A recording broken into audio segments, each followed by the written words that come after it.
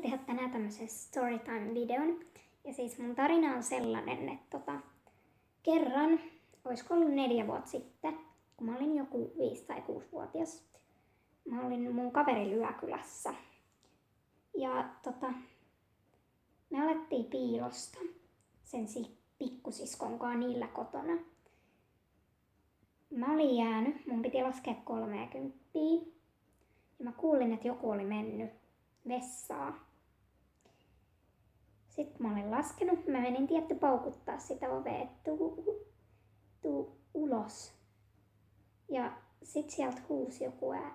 Sitten sieltä vastasi joku ääni, että mä oon vessassa. Sitten mä vaan, että etkä oo, sä oot vaan piilossa siellä. Avasin sen oven. Ja siellä oli sen äiti. Voitte kuvitella, kuinka noloa se oli. Tosiaan sit mä vaan olin silleen, anteeksi. Mä luulin, että sä olit se mun kaveri. Ja suljen oven ja sen jutun jälkeen ei olla enää leikitty piilosta niillä. Et joo, se oli pikkusen noloa. Joo, sitten me seuraavankin päivänä oltiin vähän silleen, anteeksi, ei ollut tarkoitus. Joo, semmonen. Mä niin toivon, että se mun kaverin äiti on jo unohtanut sen, koska se oli ihan hirveän noloa. Ei siis, en mä vaan. Joo. Semmonen.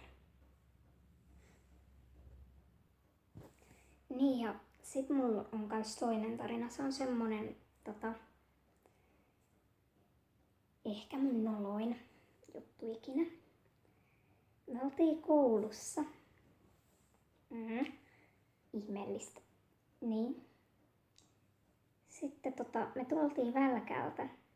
Mulla oli ihan hirveä vessahätä. Mä kävelin vessoille. Oisko ollut mun eka kouluviikko silleen siinä vuonna, siinä koulussa.